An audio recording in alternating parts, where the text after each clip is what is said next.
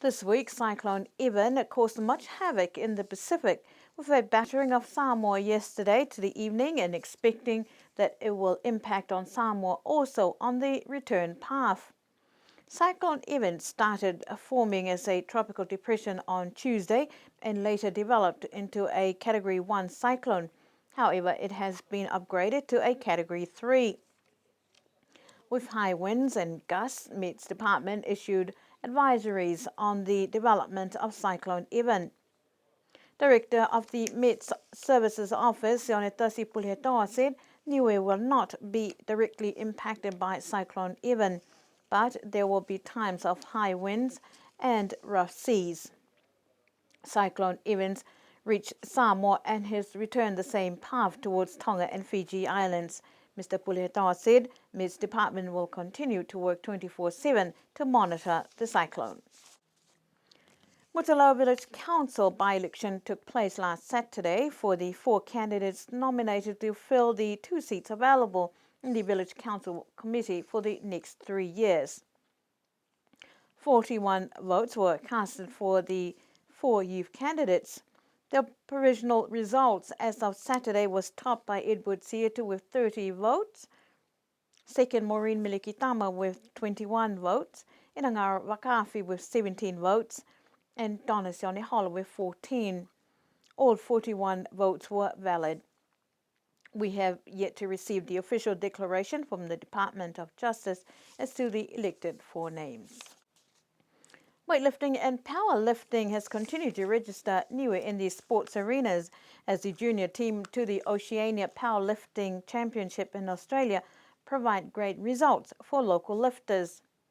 Reports from Secretary-General of Niskan powerlifting official Alan Tano is that the 2 young competitors from Niue received tremendous results, with Afa Mautama receiving 1 gold and 1 silver in the juniors 93 kg category.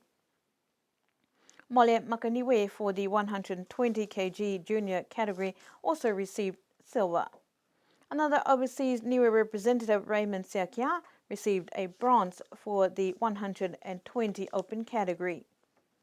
Daniel Neemani received a bronze in the 120 plus open deadlift, but just missed out on bronze in squat and overall by 2.5 kgs. Congratulations to Team Niue, especially the 2 local lifters. Niue High School held their prize-giving ceremony this week, much to the delight of many parents and students. The day started with the normal welcoming and blessing before the youngest students of the school welcomed parents and friends with a takalo and dance. Of course, much anticipation to the final award of the day, who will be the Ducks for 2012.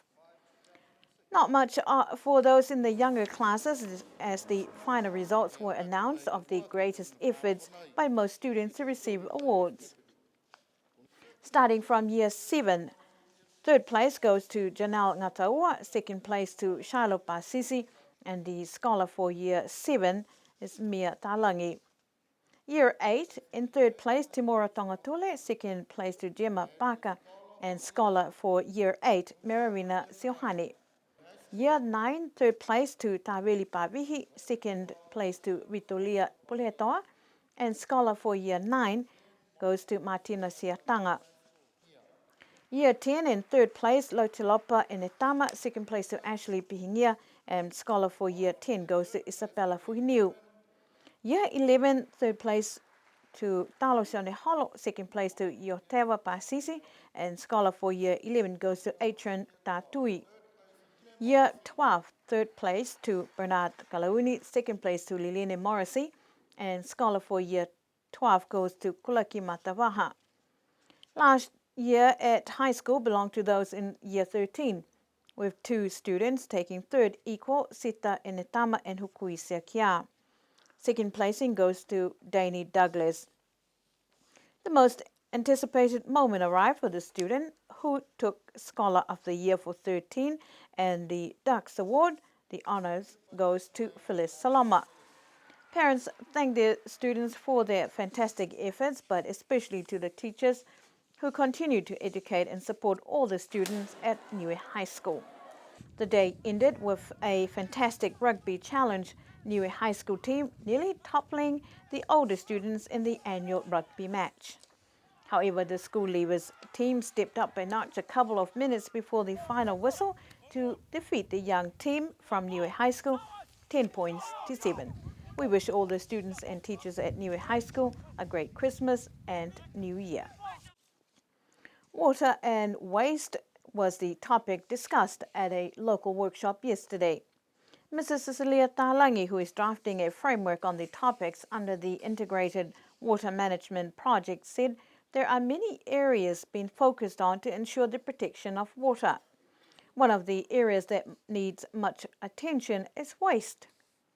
She said the island needs to address this issue as there are more and more chemicals and products that are available on the island now, and it will cause problems if there's no disposal plan.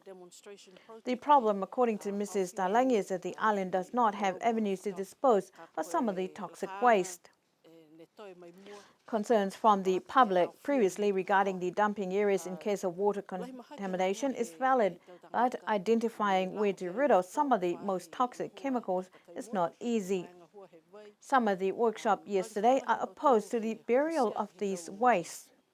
Mrs. Talangi said there has been much discussion on how to protect the water lenses, but the other areas need to address also is the waste like that of oil and other contaminated substances around the island.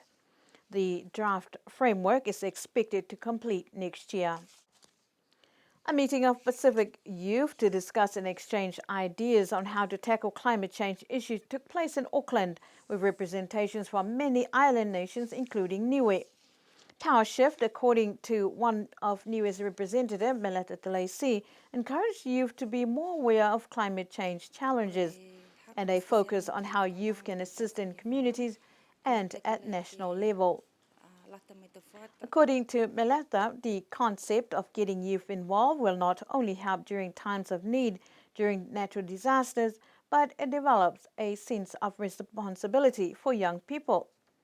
Young people, she says, need to be more involved in educating themselves and families of what to do when there is a natural disaster like that of cyclones. She said it was sad to see representations from some Pacific islands like Tuvalu and Kiribati, who face huge challenges because of sea level rise, and each country have their own issues, but these lower-lying countries is a concern. Niue was represented at the Power Shift conference by the 2 local youths from the Niue Youth Council and 2 independent youth representatives. And to end our news bulletin for tonight, yesterday the Old Folks Christmas party got underway with plenty of enthusiasm. Old friends who met each other for the first time in a long time were able to celebrate with other elderly on the island. Mrs. Nonga Bray, who is one of the facilitators of the events, said it's important to recognize the efforts input by old folks in developing Niue. Father Sione from the Catholic Church said he is very pleased with the annual event. I think this is the first time I come together with more people attending April to come, right? This is amazing to see them. We wish them all the blessing that God has given us through by sending His sons to become one of us. And that is the greatest love, that God sent His Son so that we may live and enjoy this life, not only this life, and the life to come too.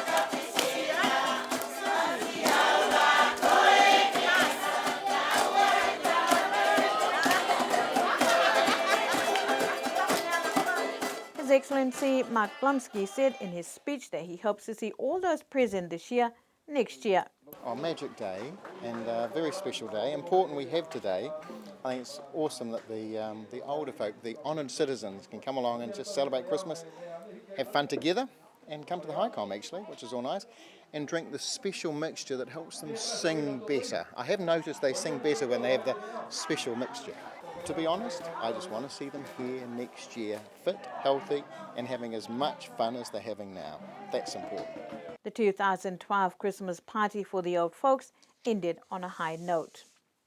That's our news bulletin for tonight. Good evening.